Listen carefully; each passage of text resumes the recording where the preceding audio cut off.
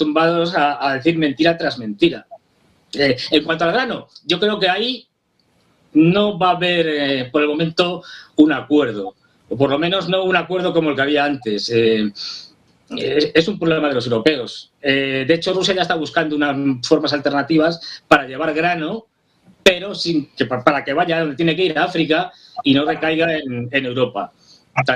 O sea, incluso tirando por el Caspio, es una de las opciones, hacia Irán, y a partir de ahí, o bien desde el Golfo Pérsico, o bien pasado el Estrecho de Hormuz, desde el mar de Omán, tirar hacia África directamente. Yo no creo que vaya a hacerles este regalo a los europeos. Puede que pacte algo con Erdogan, con tal de que eso no vaya a Europa. Bueno, vamos a verlo, sobre todo porque si le abren el sistema SWIFT, Europa no parece en ello, pero si le abren el sistema SWIFT a algún banco, entiendo que sí están dispuestos a levantar ese acuerdo del grano. Pedro, Juan Antonio, os traslado ya todas estas cuestiones. Bien, en relación, si quieres, a la primera pregunta que nos planteabas, en la rueda de prensa del presidente Zelensky, yo estoy totalmente de acuerdo con Fernando, que está en todas las salsas y es opinador de todos los conflictos e intenta salpicar a todos los temas con su tufillo antirruso y en contra de Rusia. Entonces, en relación a los golpes de Estado y a los cambios políticos que hay en África, por lo tanto, también está intentando intoxicar y hablar de la injerencia o de la autoría de esos golpes de Estado por parte de Rusia, en tanto en cuanto eso sabe que lo puede alinear un poco con dos grandes potencias que son dos de sus principales apoyos. Por un lado, Estados Unidos, como actor global en la geopolítica a nivel mundial, y especialmente con Francia, que es la potencia regional dominante en esa zona de África y que en ese sentido la preocupación que puedan tener los franceses y en cuanto la preocupación que puedan tener en cuanto a la injerencia de terceros países como China o Francia les sitúa en un papel, en este caso, de aliados a Ucrania con los franceses. Pero es muy paradójico que hable de golpes de Estado el señor que sale de un golpe de Estado, porque no hay que olvidarse que Zelensky, aunque haya ganado unas elecciones, el régimen actual de Ucrania surge del 2014 de un golpe de Estado, el que se dio contra Poroshenko. Es decir, porque el Maidán no podemos olvidar que fue un golpe de Estado. A partir de ese año, del 2014, y del golpe de Estado que se ha dado en el Maidán y el derrocamiento ilegítimo de un presidente legítimo como era Yanukovych, todo lo que ha sucedido desde el año 14 en adelante en Ucrania es fruto de un golpe de Estado. Por lo tanto, es muy gracioso y muy paradójico que un señor que habla de golpes de Estado cuando su legitimidad surge o su legalidad incluso surge del golpe de Estado del año 14.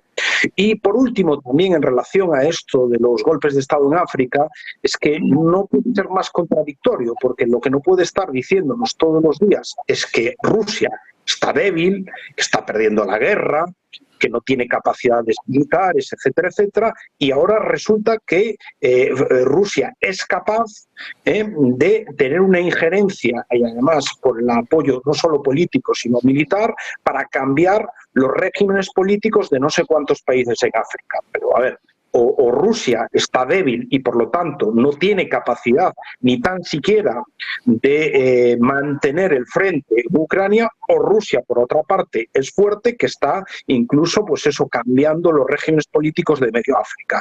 Tiene que aclararse o una cosa o la otra, lo que no puede ser es las dos al mismo tiempo. En relación a los otros dos temas que nos planteabas, el gas y el grano, y que yo lo pongo también en colación con el dato que has dado antes del gas natural licuado y los datos, es que al final esto es un gran engaño. Es decir, lo que nos han dicho la Unión Europea y la Comisión Europea es que cada vez necesitamos menos gas ruso.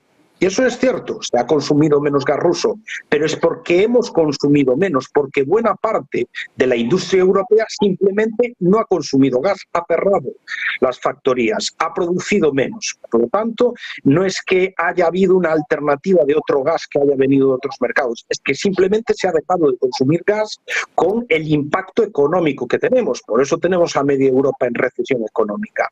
Y en segundo lugar, una buena parte del gas que nos estaba llegando a través de los gasoductos se ha sustituido por el gas ruso que llega a través de los barcos, del GNL. De hecho, ahí ese GNL hemos marcado, Pedro, permítame, en ese GNL hemos marcado récord histórico de compras a Rusia.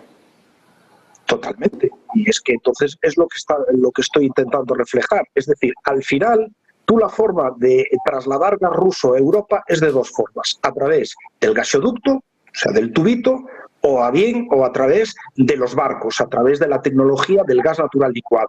Pero al final es gas ruso, es la misma molécula, no deja de ser. Si al final vendemos menos o entra menos gas a través de los gasoductos, pero en cambio se vende más a través de los barcos, eso es algo alternativo, no deja de ser gas ruso. Por lo tanto, no se está reduciendo la dependencia, se está manteniendo. ¿Y esto por qué es? Primero, porque es totalmente necesario para que no haya una crisis energética, para que literalmente no nos quedemos sin gas en el mercado. Y otra razón muy importante, el gas natural ruso es mucho más barato que el gas natural, por ejemplo, que viene de Estados Unidos y de Qatar.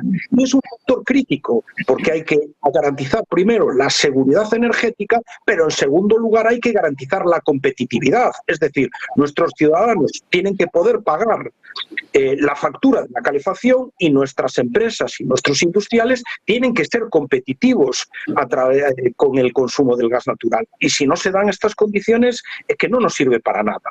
Y por último, en relación al acuerdo del grano, yo creo que obviamente Turquía está intentando implementarlo porque le daba un papel preponderante en esta crisis a los turcos, en tanto en cuanto tenían ese papel mediador como parte de la OTAN y, digamos, con relaciones aceptables con Estados Unidos, y a la vez eran capaces de implementar acuerdos con los rusos, aparte de darle la posición geoestratégica del control del Mar Negro.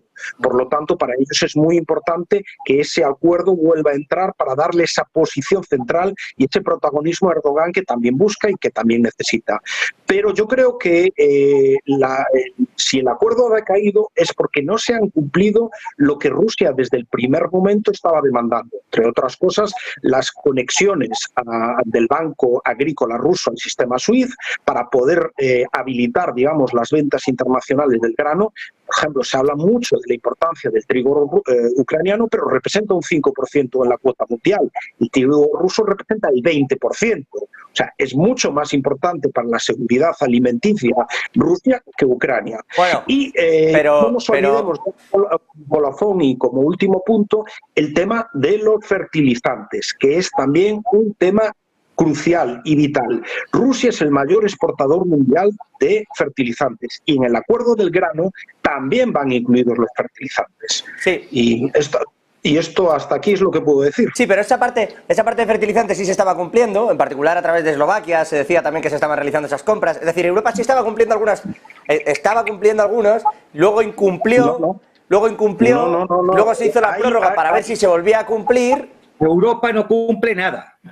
Pues, le iba a decir... Ha habido toneladas y toneladas de fertilizantes rusos acopiados en los puertos europeos. Sí, no se ha habilitado, no se ha dejado de sacar de las sanciones y hay muchos problemas, no de cara a Europa, sino de cara, sobre todo, los grandes compradores de los fertilizantes son los grandes países productores. Por ejemplo, Brasil. Hay enormes problemas, y te lo puedo decir por mi propia experiencia empresarial, enormes problemas logísticos para poder llevar los fertilizantes a Brasil, que es el mayor productor. Permítame, pero a lo que Pedro y Juan Antonio, a lo que me refiero es a que inicialmente se cumplía esa parte, se dejó de cumplir y entonces Rusia dio una prórroga, se seguía sin cumplir y es cuando decayó el acuerdo de grano. Pero decía que en esa parte de fertilizantes, en un principio, Europa sí estaba cediendo con esa parte, que con el sistema SWIFT desde el primer minuto fue no, quiero decir. Pero le iba a decir a Juan Antonio, aunque ya viéndole cómo me va a caer, le iba a decir a ver si poníamos un contrapunto. le iba a decir a ver si poníamos un contrapunto a este tipo de cuestiones, pero libertad absoluta, Juan Antonio, al respecto de todas estas cuestiones que no son pocas. Bueno, yo intentaré ser un poco más breve. A ver, lo primero es intentar analizar la situación internacional o prever, de alguna forma, entrever qué es lo que está ocurriendo y demás, partiendo de las declaraciones de Zelensky, que es un indigente intelectual, es abocarnos al fracaso. O sea, este señor es el comediante en jefe de Ucrania. Este señor no sabe nada. No sabe lo que es la política del caos, ni quién organizó la política del caos en Oriente Medio desde hace una década. No sabe nada, no sabe lo que está pasando, el proceso que está viendo en África Central, bueno, en todo el Sahel. No, esto no es una casualidad, no es que haya ido a ver una compañía militar privada, no, hay una rebelión completa en esas poblaciones ante una situación neocolonial que ya es insostenible. ¿Y qué es lo que ocurre? No es que Rusia esté empujando, no, es que esos países ahora encuentran un apoyo. En Rusia, en China, en Turquía, en Irán, encuentran un apoyo para intentar quitarse las cadenas del neocolonialismo occidental. Eso es lo que está ocurriendo. No es que Putin esté tocando teclas allí por las noches a ver que se organiza un nuevo golpe de Estado. Es más, si este indigente intelectual leyera algo, se hubiera enterado, por ejemplo, que el golpe en Gabón es muy sospechoso, porque la persona que lo ha dado es un hombre de los Estados Unidos. Y es muy curioso que la Unión Europea, que ha clamado porque hubiera una guerra contra Níger por el tema del golpe militar, ahora esté calladita y el señor Borrell intentando justificar el golpe diciendo que había habido irregularidades en las elecciones. ¿Qué pasa? ¿Que hay golpes buenos y golpes malos? ¿Ese también lo ha dado Rusia? ¿O el indigente intelectual no se ha enterado? Es decir, es que esta es la cuestión. A veces hacemos caso a unos personajes que de verdad no resisten el escrutinio más mínimo, porque es que deberían volver a la escuela. Y esto le pasa al señor Zelensky, que simplemente es un comediante, un payaso de televisión. Y todos sus análisis de la política internacional nos llevan a embarrancarnos, nos llevan a la bancarrota. Eso por un lado. Por otro lado, respecto a la situación militar, ya lo ha dicho Fernando, es un desastre, ¿no? Entonces, ¿es la que se dedica? Se dedica todos los días a intentar tener una portada mediática, lanzando drones contra territorios rusos. Pero aquí nadie se pregunta cuáles son los objetivos, porque a veces el objetivo puede estar claro, se ha atacado una base aérea, bueno, bien, uno lo puede entender, se ha atacado alguna infraestructura crítica, pues el puente de Crimea, lo podríamos llegar a entender. Pero la mayor parte de los ataques son contra instalaciones civiles, contra edificios de civiles, donde viven, zonas residenciales. Son crímenes de guerra que día a día la prensa occidental calla.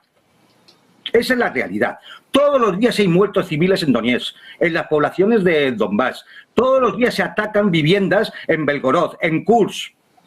Y de esto la prensa occidental calla. Bueno, porque este señor está todos los días haciendo crímenes de guerra. Aquí. Es más, te doy un dato. En la Corte Penal Internacional, ese chiringuito, ha recibido ya más de 200 denuncias de ataques a civiles en Donbass y no ha hecho nada. No ha hecho nada. ¿Qué Corte Internacional es esa? Vamos a decir las cosas sinceramente. Es una pocilga. Es una pocilga de gente enchufada ahí para llevar adelante nada más que aquello que las potencias occidentales quieren que se lleve.